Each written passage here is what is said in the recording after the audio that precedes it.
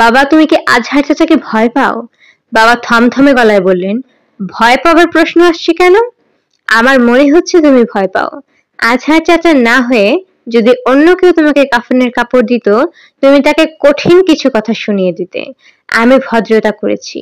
ভদ্রতাটাকে তুই ভয় ভেবে বসলি। তোমার মধ্যে ভদ্রতার বাইরেও কিছু ছিল। বাবা বিরক্ত গলায় বললেন, স্মার্ট হওয়া ভালো, কিন্তু নিজেকে অতিরিক্ত স্মার্ট ভাবাটা ভালো না। আমি স্মার্ট না বাবা। আমি যা করি তা হলো 2 এর সঙ্গে 2 যোগ করলে 4 হয়েছে কিনা দেখি।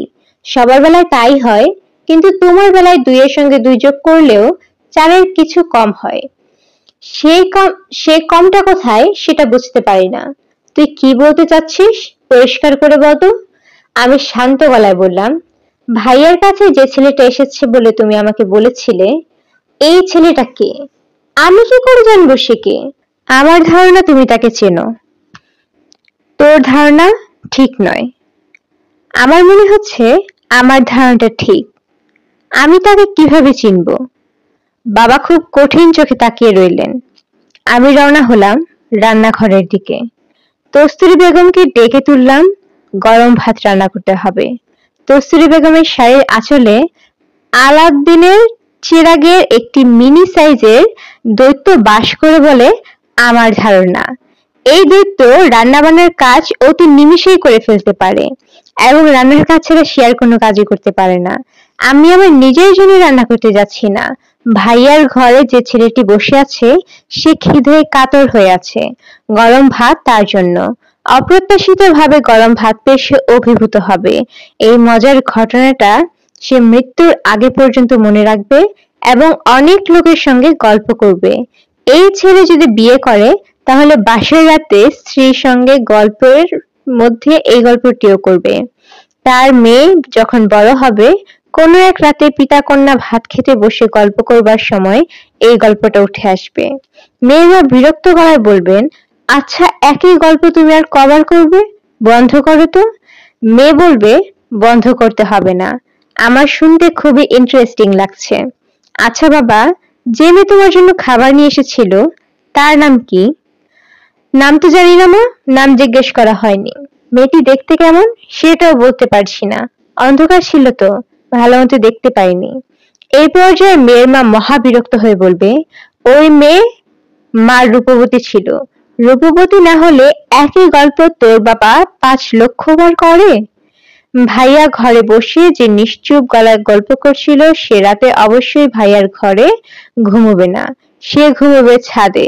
ছাদে চিলেকোঠার মতো আছে। চিলেকোঠার স্টোর রুম হিসেবে ব্যবহার করা হয়। তার এক কোণায় চাদর পেতে শোয়ার ব্যবস্থা আছে।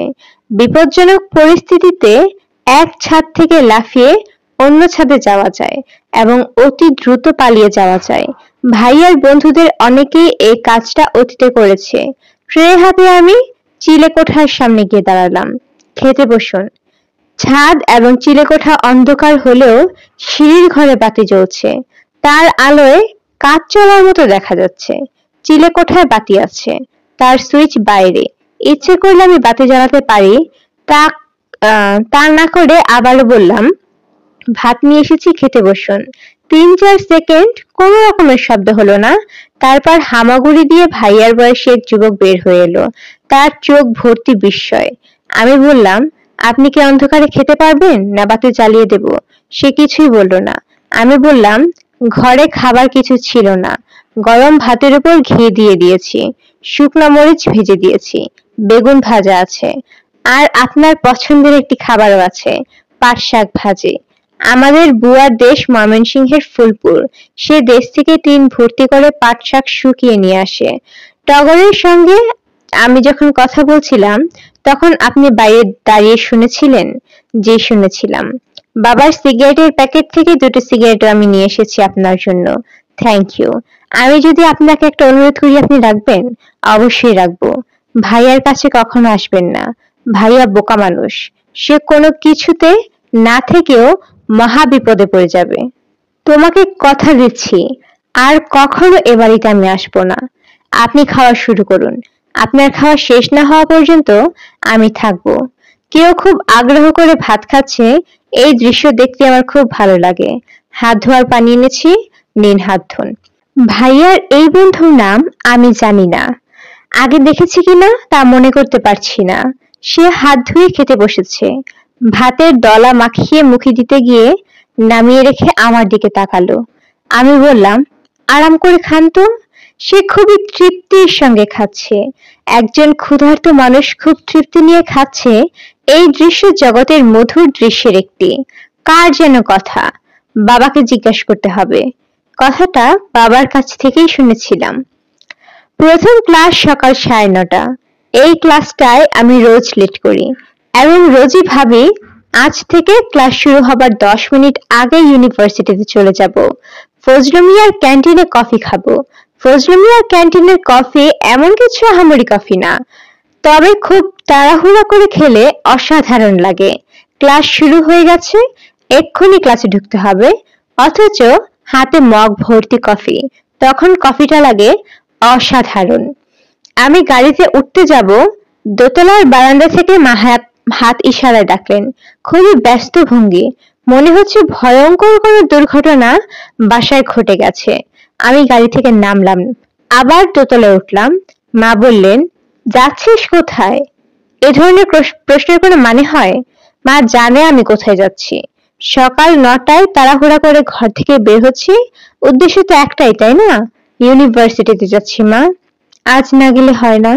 তেমন ভয়ঙ্কর কোনো কিছু যদি ঘটে যায় তাহলে না গেলে হয়। ভয়ঙ্কর কিছু কি ঘটেছে? আমার সঙ্গে এক জায়গায় যাবি? সেই জায়গাটা কোথায়? তাড়াতাড়ি করে বলো তো মা, দেরি হয়ে যাচ্ছে। মা ঝলমল করে উঠলেন, উত্তেজিত গলায় বললেন, মৌচাক মার্কেট। সিল্ক শাড়ির একটা এক্সিবিশন হচ্ছে, বাণিজ্য মন্ত্রী উদ্বোধন করবেন। তুমি দাওয়াতের কার্ড পেয়েছো? আমি কার্ড পাবো কেন? আমি কি মহিলা এমপি? জাস্ট দেখতে যাব। পছন্দের কোনো শাড়ি পেলে কিনবো, তুই পছন্দ করে দিবি। অনেক শাড়ি একসঙ্গে দেখলে আমার মাথা কেমন যেন এলোমেলো হয়ে যায়। যে রংটা সেখানে খুবই ভালো মনে হয়, বাসায় এনে দেখি সেটাই সবচেয়ে খারাপ। তুমি শাড়ি কিনবে এই জন্য আমি ক্লাস মিস দিব? একদিন দিবি, একদিন তো তুই এমন কিছু মহাপণ্ডিত হয়ে যাবি না। শাড়ি এক্সিবিশনে প্রথম দিনেই যেতে হয়, ভালো ভালো শাড়ি প্রথম দিনেই শেষ হয়ে যায়। আমি যাব না মা। এরকম করিস কেন? তুই তো জানিস আমি একা একা কোথাও যেতে পারি না। আমার একা যাওয়া ঠিকও না। ভাইয়াকে নিয়ে যাও, ও ঘরে বসে আছে। ছেলে মানুষ সে, শালীর কি বুঝবে? না বুঝলে না বুঝবে, আমি গেলাম মা। আজও আমার দেরি হয়ে গেল। ফজলু মিয়ার কফি খাওয়া হলো না। মা উৎসাহী গলায় বললেন, ফজলু মিয়ার কফির ব্যাপারটা কি? তোর মুখে আগেও কয়েকবার শুনেছি। আমি জবাব না দিয়ে দ্রুত সিঁড়ি বেয়ে নামছি। মাও নামছেন। তাকে দেখেই মনে হচ্ছে তিনি টেনশনে পড়েছেন। ফজলু মিয়ার কফির রহস্য ভেদ না হওয়া পর্যন্ত টেনশন কমবে না। আমি নিশ্চিত গাড়িতে ওঠার সঙ্গে সঙ্গে আমার মোবাইল বেজে উঠবে। মা জিজ্ঞেস করবেন, ফজলু মিয়ার কফি ব্যাপারটা কি রে? ফ্লাক্সে করে আমার জন্য নিয়ে আসিস তো।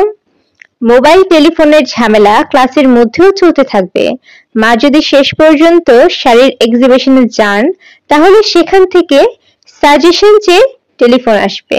হালকা গোলাপি রংটা তোর কাছে ভালো মনে হয়, নাকি গাঢ় আকাশি? গাঢ় রঙের কোনো শাড়ি কিনবো? মোটা মানুষদের নাকি গাঢ় রং মানায়, তাদের চিকন দেখায়। সত্যি নাকি?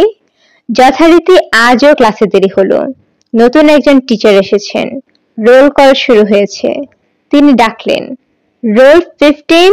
আমি ক্লাসে ঢুকতে ঢুকতে বললাম, ইয়েস স্যার। পুরো ক্লাস একসঙ্গে হেসে উঠল। আমাদের এই ক্লাসের হাসি রোগ আছে, অতি তুচ্ছ কারণে সবাই আমরা একসঙ্গে হাসি। নতুন টিচার আমার দিকে তাকিয়ে বললেন, তোমার নাম কি? মৃন্ময়ী। নামটা রেজিস্টার খাতায় আছে? তারপরেও আলাদা করে নাম জিজ্ঞাসা করার আনন্দ আছে, তাই না? জি স্যার। ভদ্রলোক বললেন, আমাকে স্যার ডাকবে না। স্যার ডাক আমার খুবই অপছন্দের। ডিজাইন ক্লাসে আমরা সবাই ছাত্র, ঠিক আছে?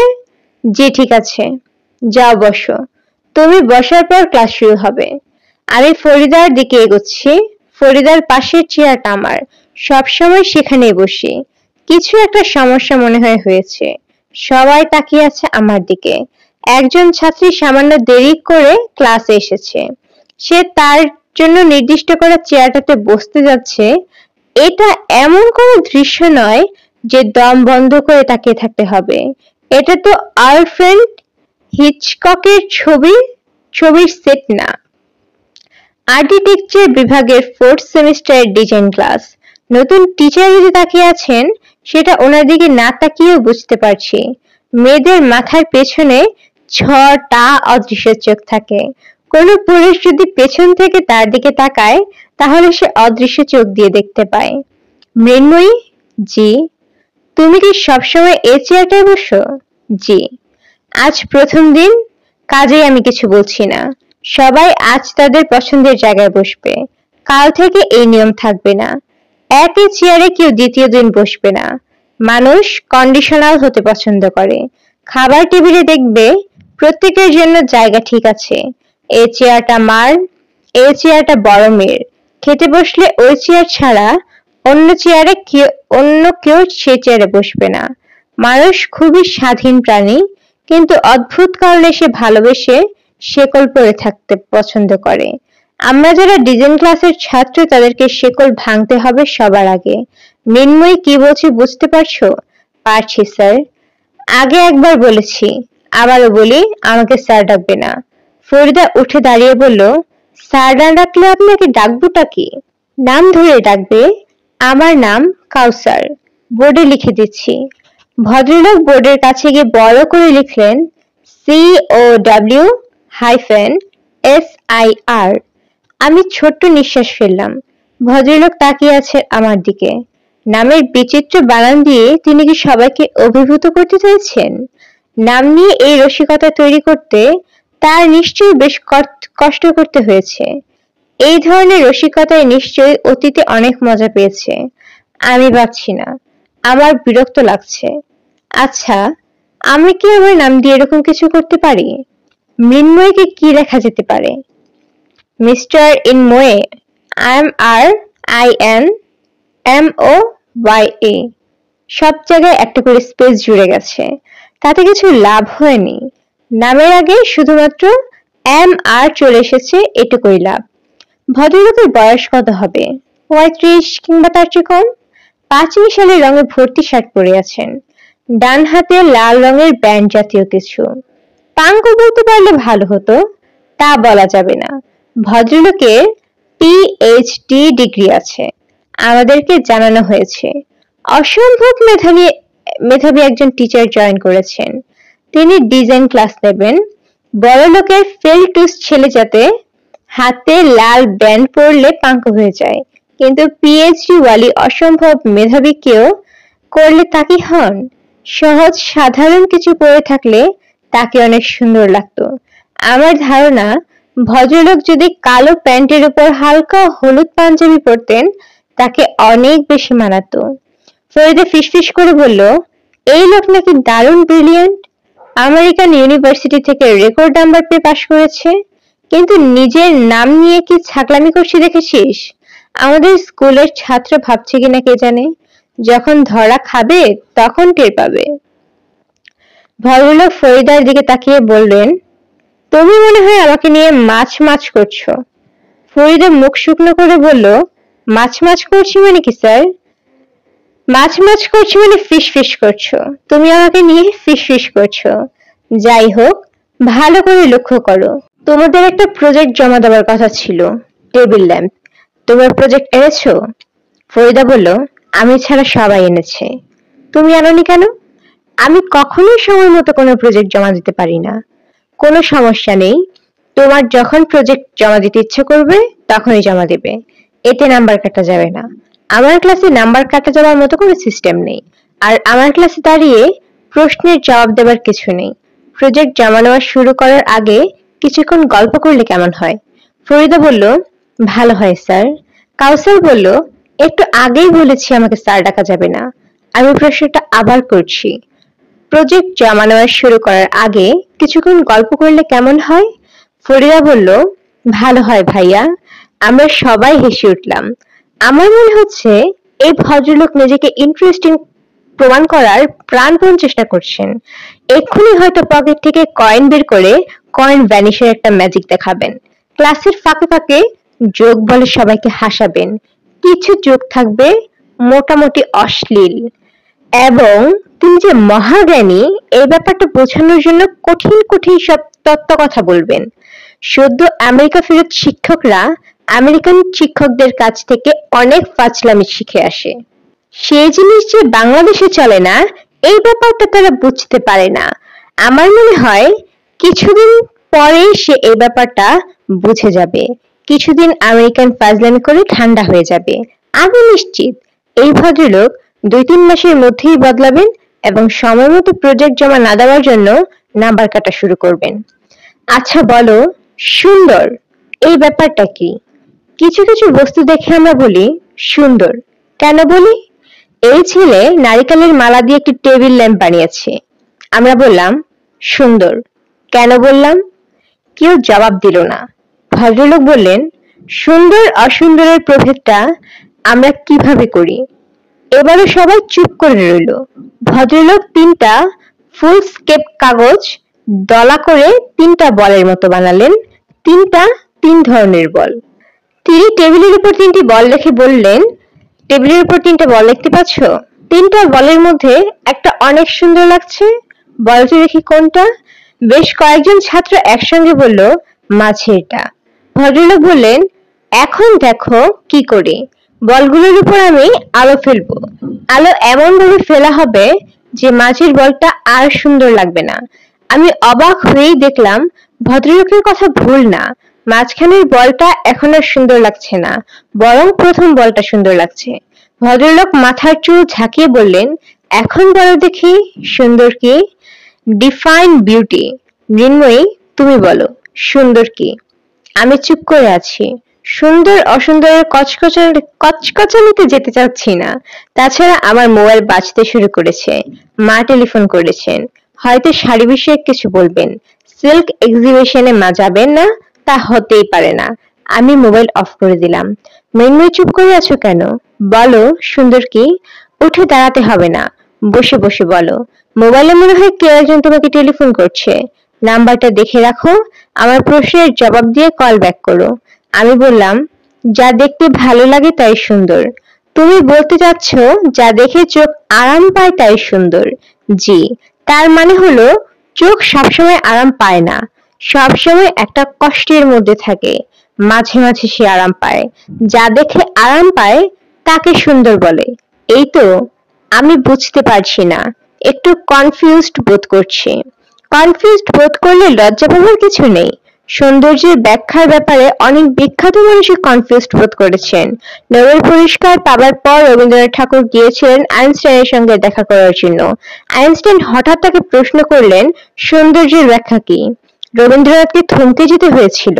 যাই হোক, মৃন্ময়ী সৌন্দর্যের ব্যাখ্যা দিতে পারছে না। ভদ্রলোক হাসি মুখে এক একজনের দিকে তাকাচ্ছেন। হঠাৎ তার দৃষ্টি থমকে গেল। তিনি বললেন, ইয়াংম্যান, আজগার না তোমার নাম? আজগার খুবই হকচকিয়ে গেল। উঠে দাঁড়িয়ে বলল, ইয়েস স্যার। তোমার নাম যে আজগার, এটা কি করে জানলাম বলো তো? বলতে পারছি না স্যার। আমি রোল কল করার সময় সবার নাম দেখে নিয়েছি। 17টা নাম মুখস্থ করা এমন কোনো কঠিন ব্যাপার না। নাম মনে রাখারও পদ্ধতি আছে। তোমরা চাইলে তোমাদের শিখিয়ে দেব। এখন তুমি বলো, বলো সৌন্দর্য কি? জানি না স্যার। মনে করো তুমি গুলশান এলাকা দিয়ে হেঁটে যাচ্ছ, চারপাশে দালান। তুমি কোনটাকে বলছো সুন্দর, কোনটাকে বলছো অসুন্দর? কেন বলছো? বিচার বিবেচনাটা কিভাবে করছো? আজগার বলল, আমি কোনো বিচার বিবেচনা করি না স্যার। আমি হেঁটে চলি মাটির দিকে তাকিয়ে।